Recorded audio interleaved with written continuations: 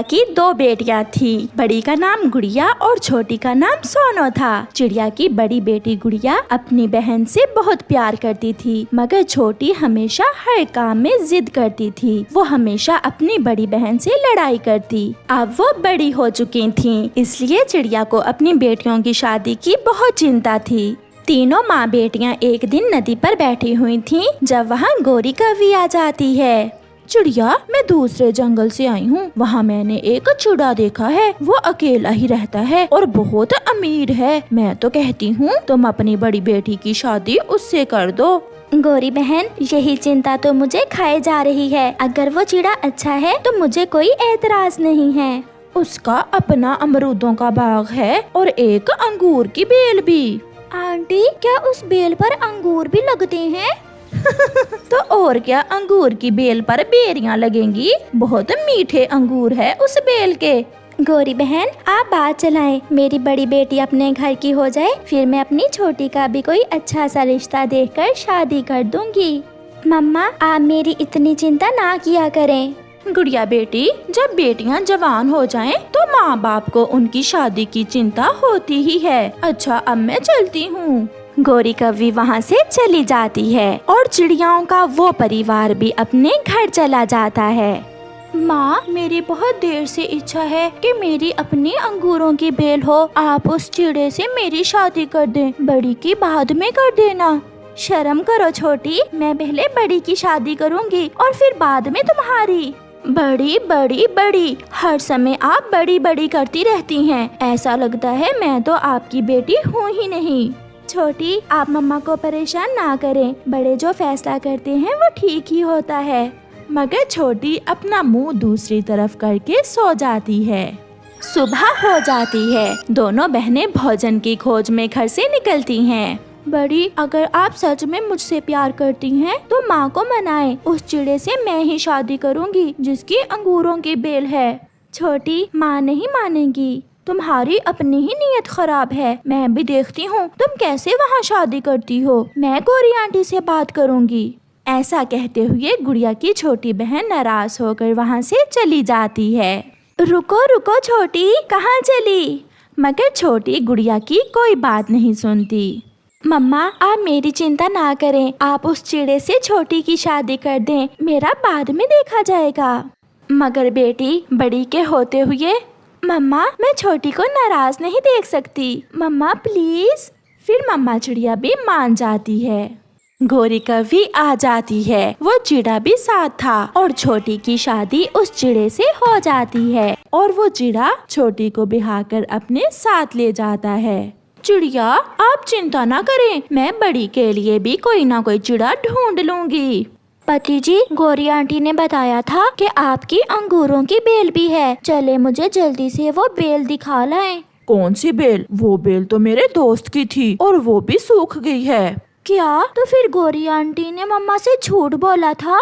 तुमने शादी मुझसे की है या अंगूरों की बेल से? चुप कर जाओ, कितनी फजूल बातें कर रही हो तुम। अभी 2 दिन ही गुजरे थे जब सोनू का पति सोनू से कहता है, जाओ और मेरे लिए भोजन लेकर आओ। क्या घर में बिठाई रखने के लिए मैंने तुमसे शादी की थी? पति जी, आप भी मेरे साथ चलें, हम दोनों जाएंगे। मेरे दोस्त मुझसे मिलने आ रहे हैं, तुम जाओ। 2 उल्लू वहाँ आ जाते हैं। दोस्त, बहुत सुंदर है तुम्हारी पत्नी तो। इस चिड़िया के पंख भी बहुत सुंदर हैं। आपकी ऐसे पक्षियों से दोस्ती है?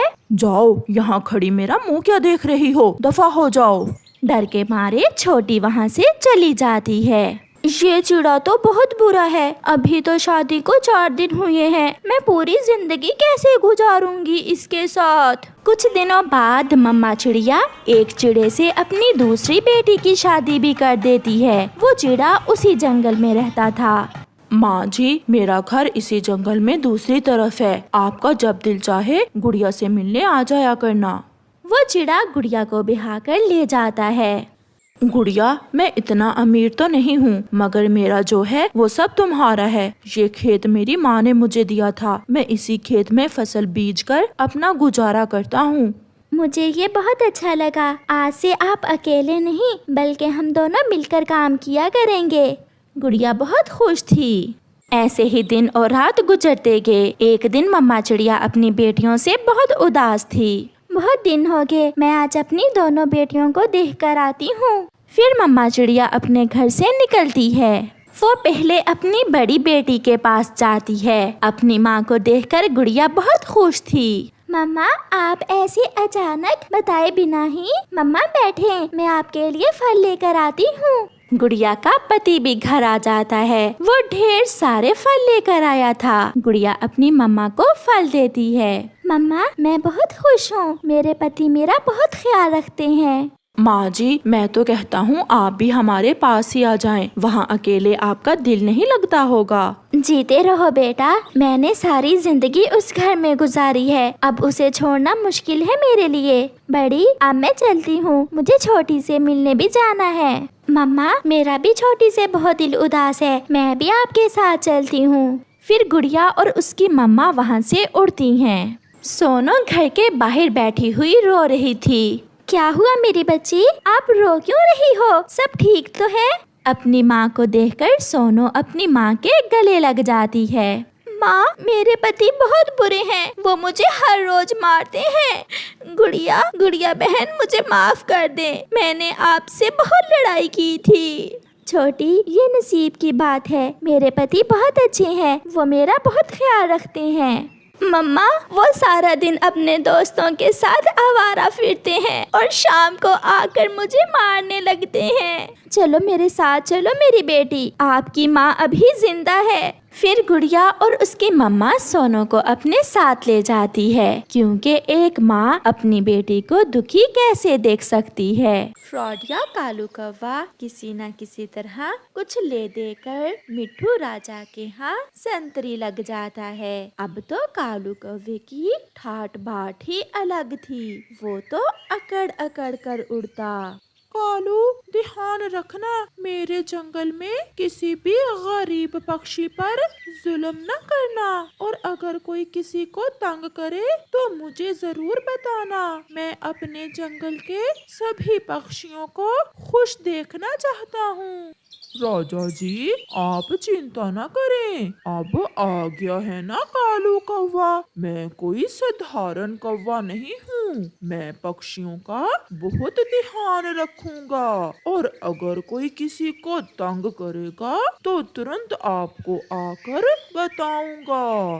मगर कालू कौवा तो बहुत गंदा पक्षी था, और उसकी पत्नी गोरी कौवी तो उससे भी 2 हाथ आगे थी। कालू, ऐसे किसी को कैसे पता चलेगा कि मेरा पति राजा जी के यहाँ संतरी लग गया है? चलो किसी कमजोर पक्षी को देखकर डराते हैं। चलो गोरी, आज मैं तुम्हें चाचा कबूतर की दुकान से फ्री में मिठाई खिलाता हूँ। फिर गोरी कौवी और कालू कौवा चाचा कबूतर की दुकान की तरफ जाते हैं। ओए कबूतर, जल्दी से मुझे गरम गरम गुलाब जामुन दो। तुम्हारे पास इतने पैसे भी हैं जो गुलाब जामुन खाओगे?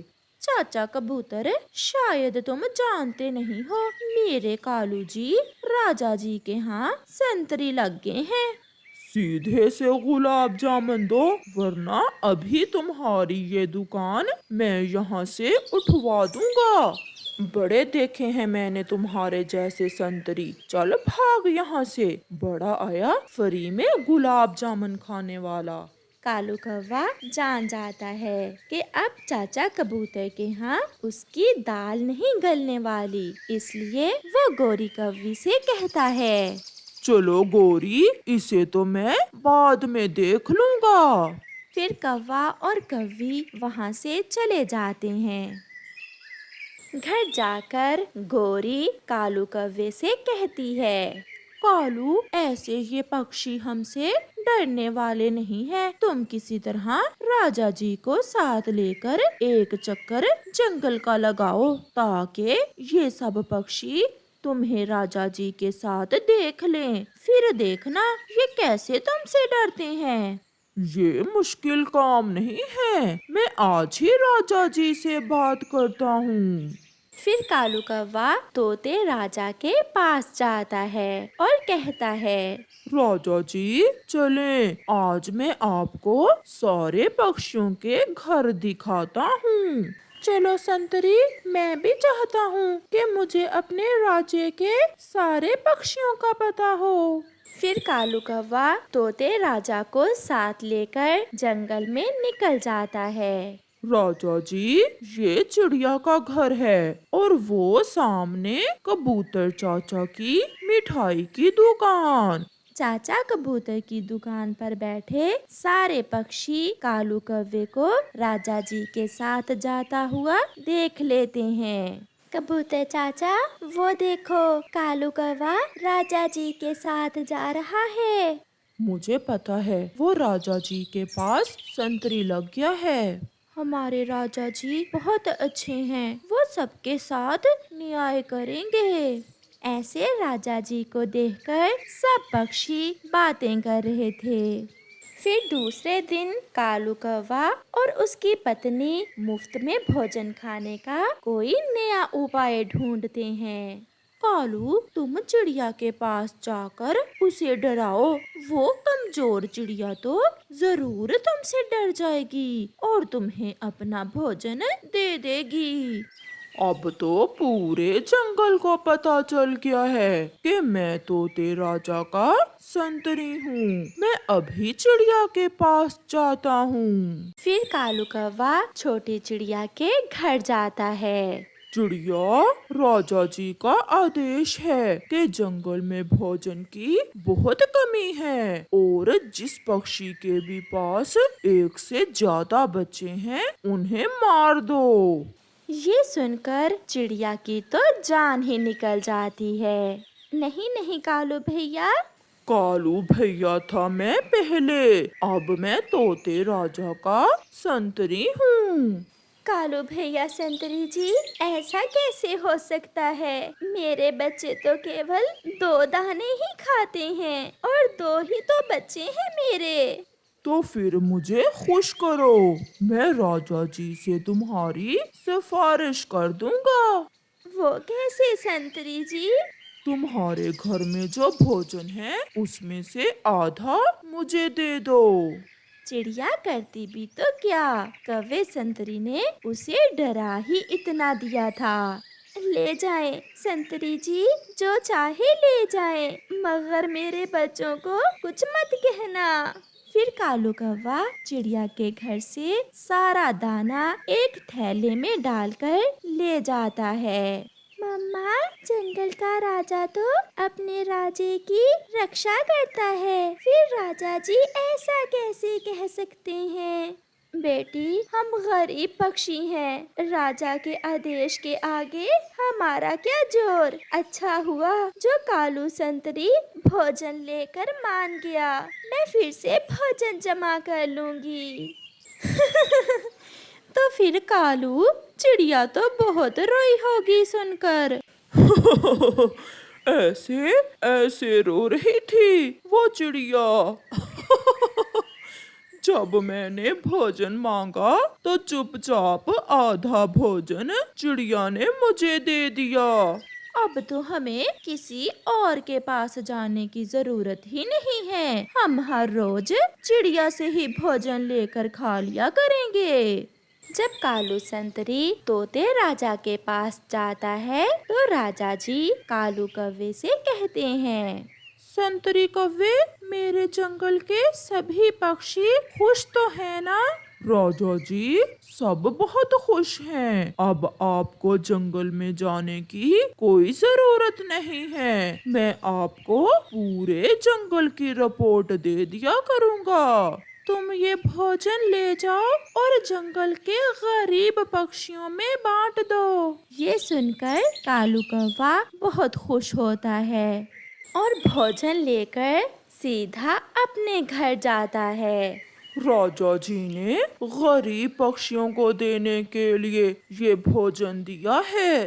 तो फिर सबसे ज्यादा गरीब तो मेरी माँ और भाई हैं। मैं अभी ये भोजन अपनी माँ को दे आती हूँ। इस पर कपड़ा डालो, कोई देख ना ले। फिर कालू की पत्नी गोरी कौवी थैले पर कपड़ा डालकर वो भोजन अपनी माँ को देने चली जाती है। ऐसे ही दिन और रात गुजरते गए। कौवा हर काम गलत करता और अपना संतरी होने का नाजायज फायदा उठाता। एक दिन तो वो चिड़िया से मीठा फल भी छीन लेता है। राजा जी ने कहा है कि मीठा फल पूरे जंगल में केवल कालू संतरी ही खा सकता है। ले जाएं संतरी कौवे, ये फल आप ले जाएं, मगर मेरे बच्चों को कुछ ना कहना। कौवा वहाँ से चला जाता है। अपनी दुकान पर बैठा कबूतर चाचा ये सब देख रहा था। वो चिड़िया के पास जाता है। चिड़िया, वो कौवा तुम्हारा फल क्यों छीन कर ले गया? चिड़िया कबूतर चाचा को सारी बात बताती है। वो झूठा है, एक राजा ऐसा नहीं कर सकता। वो मेरे पास भी गुलाब जामुन लेने आया था, मगर मैंने तो उसे भगा दिया। तो फिर वो मेरे बच्चों को मारने वाली बात भी झूठ बोल रहा था। चलो हम राजा के पास जाकर उन्हें सारी बात बताते हैं। मगर कबूतर चाचा, चिड़िया डरो ना, तुम मेरे साथ चलो। फिर चिड़िया कबूतर चाचा के साथ तोते राजा के पास जाती है और चिड़िया तोते राजा को सारी बात बताती है। राजा जी, हम गरीब पक्षियों का जीना हराम कर दिया है आपके संतरी कौवे ने। ये सब सुनकर तोता राजा बहुत गुस्से में आ जाता है। उल्लू संतरी, जल्दी से कौवे संतरी को बुलाओ। उल्लू तुरंत जाकर कालू कौवे संतरी को बुला लाता है। राजा जी के पास चिड़िया और कबूतर चाचा को बैठे देख कालू सब समझ जाता है। कालू संतरी, क्या जो चिड़िया ने कहा है वो सच है? राजा जी, ये सब मेरी पत्नी ने मुझसे करने को कहा था, मुझे माफ कर दें। फिर तोता राजा कौवे की पत्नी गोरी को बुला लेता है और दोनों को पिंजरों में बंद करके कैद कर देता है और उन्हें बुरे काम की सजा मिलती है। कौवा और कौवी कैद में रो रहे थे। कालू जी, इससे अच्छा तो था कि तुम संतरी ना ही लगते। नहीं गोरी, अच्छा ये था कि मैं अपना काम ईमानदारी से करता। प्यारे दोस्तों, इस कहानी से हमें सीख मिलती है, हमेशा अपना काम ईमानदारी से करो और किसी पर जुल्म मत करो।